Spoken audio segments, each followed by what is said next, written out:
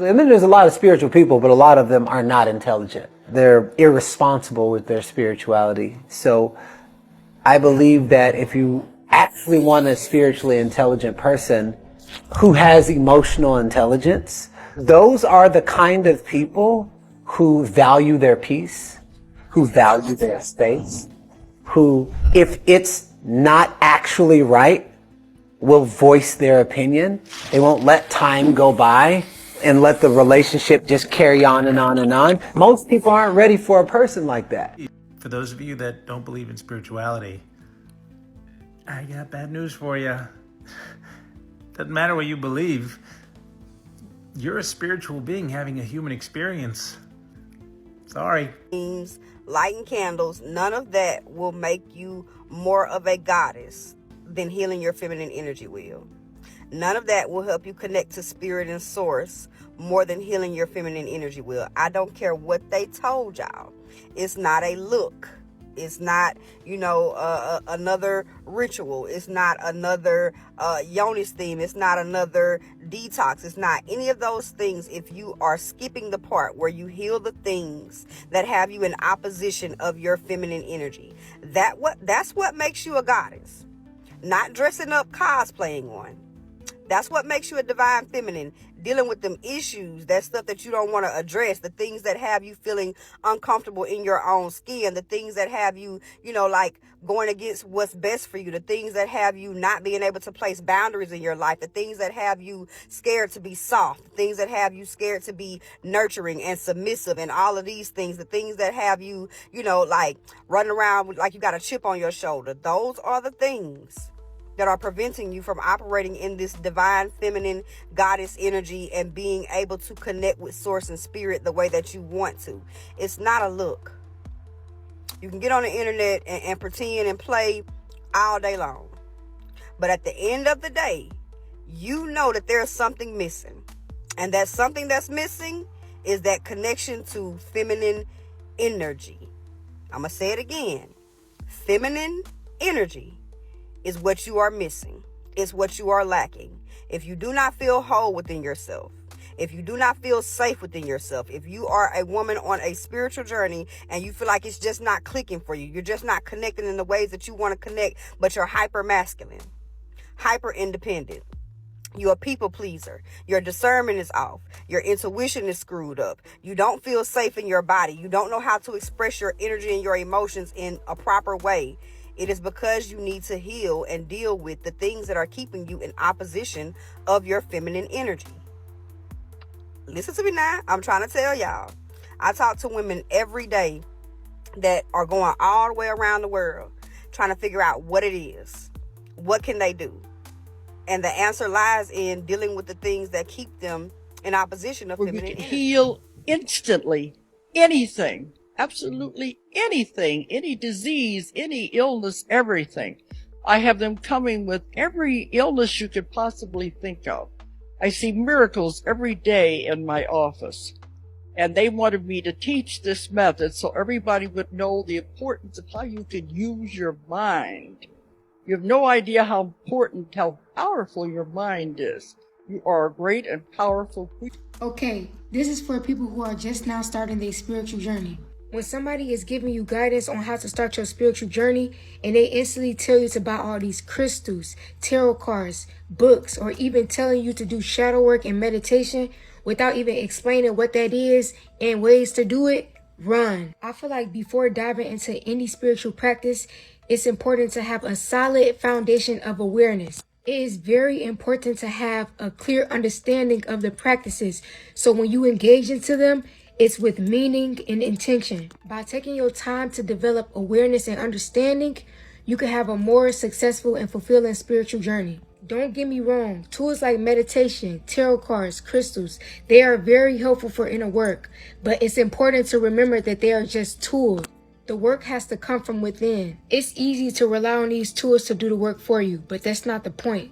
The point is to use these tools to help you access your own inner wisdom and guidance. By doing the inner work without always relying on these tools, you can develop a deeper connection with yourself and your intuition. Never forget, the little things matter. Things like journaling, dancing, listening to music, spending time in nature, doing arts and crafts, painting, cooking, exercising, taking a shower is all a form of healing and tapping in with yourself. Ask yourself, how can I make this moment meaningful? You don't always have to be using crystals, meditation, tarot cards to feel like you have meaning in your life. Ever wonder why life feels like a never-ending puzzle? It is because every piece is a duality waiting to be understood. Imagine a world where light exists without darkness or life without death. Impossible, right? This balance is the very fabric of existence. Every emotion you feel, every decision you make, has two sides. Think of it as flipping a coin. Both sides are crucial to the whole.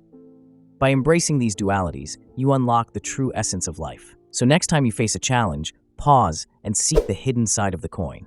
It might just reveal the path you need. Follow me for more insights like this one. Is your form of recognizing, I've just had a hit. I'm getting information. Here's what is true. You won't become clearly intuitive if you don't have the capacity or the courage to follow your small intuitive hits. If you can't follow that, you sure aren't going to get a big one. How do you know when it's truly intuition and not wishful thinking or not, imagination? Yeah. Well, you know what? Because intuition makes you feel uncomfortable. Fantasy doesn't. Oh, wow. Now you got to say that again. Intuition makes you feel uncomfortable. Fantasy doesn't. It's that kind of funky feeling. And somehow or other, with clear intuition, comes a package of courage that you don't get with fantasy. Is like a little battery that gets plugged into your solar plexus, gets plugged into your gut. And it begins to boom, boom, boom, boom, throb constantly. It's relentless. And it gets louder at night. You can count on it. Intuition becomes absolutely obnoxious at night. All right? Until you start doing something about it. And when you start following it, then you begin to experience the phenomenon of synchronicity. Whereas, if it's a manufactured fantasy, you don't get that kind of help. You absolutely don't get that kind of help. You get closed doors. Yeah, you get closed doors, or, people are reminded to forgive and let go. When people are holding on to grudges or can't think kindly of somebody, think of how many times you're reminded, will you get on with it and let this go? Now, what intuition generally does is it's a form of guidance for tomorrow and for today, to make the right choices today so that your tomorrow plays out the way it should. You can't get a clear intuitive hit because you're unable to act on it. You enter fog. You enter chaos. And it's a healing chaos. It's a protective chaos because you're not able to move forward anyway until you let go of the past. So all your intuition will be telling you is, let go of the past, because without doing that, I cannot give you a clear choice about tomorrow because you don't have the energy nor the focus to act on it. They are in this life because you didn't want parents. You didn't want somebody to guide you and micromanage your every single step and move. You wanted to make the certain mistakes that you did for evolution of your soul, yourself.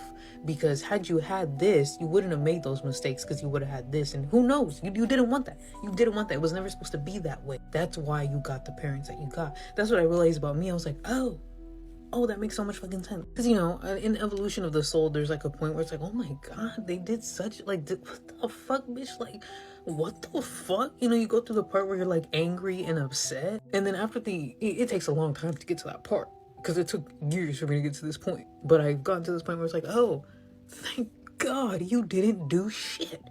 I did it.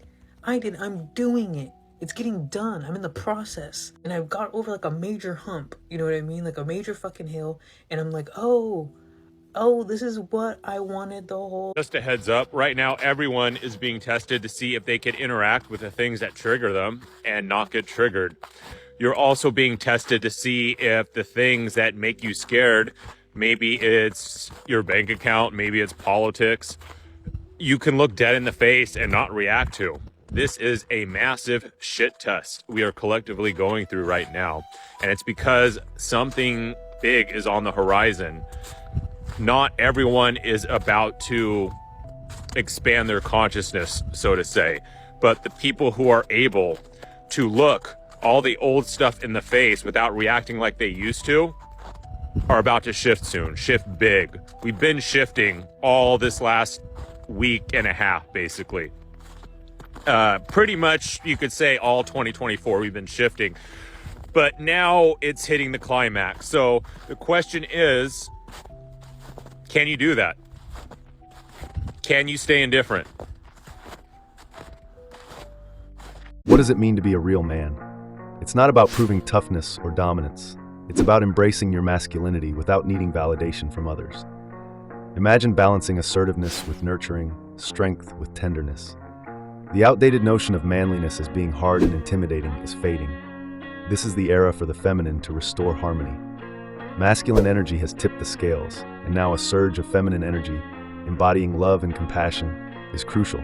This balance is the true essence of manhood. Embrace this shift and redefine what it means to be a man. Follow me for more insights on embracing true masculinity. This is what's happening on the planet right now from a spiritual or ascension perspective. So right now, this is planet Earth. And what we are doing is we're going through a grand awakening on this planet. And what has happened is there are 6 waves of this process. There are 6 stages of it. The first stage brought about the fact that there is a higher consciousness available to all of us. They brought this consciousness in. Second wave came up to this consciousness and solidified it. They made it a permanent thing that can be accessed. The third wave started to create a bridge from this consciousness down to this earth. The fourth wave came in and they built the second part of this bridge down to the earth. So this is what the fourth wave did. This is what the third wave did. And in between here, there is this like middle ground that the fourth wave is hanging out on to call forward this fifth wave that is now going through their awakening. And this is the stage that we're in right now. We're in this fifth stage. And what this stage is there's all these tanglings of the systems that we have been caught in on this planet that have kept us controlled and beholden to them so that we couldn't be in our sovereignty and reach this higher consciousness. Now the fifth wave is being awakened through these systems trying to gain more control, cause more fear, cause more turmoil in the world so that we have falsified emotion and attached to these systems and think that we need them in order to be taken care of. But what's really happening is we're learning to step into our autonomy and our sovereignty and go our own way. And in order to do that, we have to be untangled from these systems, and that's what the fifth wave is doing. The sixth wave will awaken after, and they will fully separate us from this darkness that has attached to us and that we've been tangled in this whole time, so that the world now doesn't look like this anymore, this old earth. It begins to look like this. Everything is untangled. You see it plain as day. And it will drop down these darker entities that cause this into this lower plane to deal with this themselves. We're moving out of these tanglings that have kept us controlled and small for a very long time. You are going to see many events taking place this year, especially, and in the next several years, that are removing us from this untangling. Know that when things happen that seem crazy, out of control, how could this happen? And it is causing a lot of emotion, and you are thinking this is something we need to be saved from. It's not. They want you to think that you need to be saved. They are going to cause events that think you need to be saved. This has already happened many, many times in the last several years. So we are waking up to it and untangling ourselves from it, going up this bridge, and then we begin to live in this higher consciousness, or what you would call New Earth. One question that comes up a lot is, how do you maintain your spiritual center when you're confronted with chaos or trauma or health problems in the matrix reality? How do you not get completely sucked into the body's problems? I could just give you the spiritual answer, but the story's better, quite frankly. To make a very long story short, after I had completely healed all of the autoimmune issues, years later, I take a bite into a banana one day and go into anaphylaxis. I was at one point hospitalized 18 times in like a 6-week period. I was exhausted. So I'm living in LA. I have to drive myself to Cedars. The waiting room is packed. I go to the front desk and I'm telling her, look, I don't have an EpiPen. I cannot breathe. I feel like I'm gonna black out right now. And she says, as you can see, it's packed. There's not a single bed available. I can only help you if you black out. Okay, so I'm having a seat, obviously. I call my mother. She's 3,000 miles away. I just want to clue her in on what's going down. Now, a little backstory. If you think I'm spiritually deep, Mom's the well, okay? She is right there with me on my spiritual understanding. But as we all know, when shit goes awry with the body, you know, the problems of the unit, all of the spiritual understanding goes flying out the window, and you're just trying to cling on to your own mortal existence. So she's on the phone with me and she says, kiddo, today's the day that you have to knock off the bullshit and actually start to live it. You have to find the place within yourself that is untouched by whatever happens to your body today. And you have to stay there. And I know that's not what you want to hear, but that's the only truth I've got for you. What other truth is there? All of us, at some point or another, are going to be confronted with the abject horrors of being a human. Whether it's in our own health, or other forms of abuse, other forms of trauma, or confronting the death of the people that we love, or our own death. We're going to meet those moments where shit gets really real. And the only thing I've got for you was what my mother said that day. You have to find the place within yourself that is untouched. Do you or do you not know you are the immortal one? Then put your attention on attention itself and don't look away. This is why we have a spiritual practice. This is why you practice meditation. Not only to fortify places of weakness, but so that you can show up in the moments that it really counts and deliver yourself. That's all I got for you, kids. I hope that's helpful. It's not always pretty over here, but it is always real.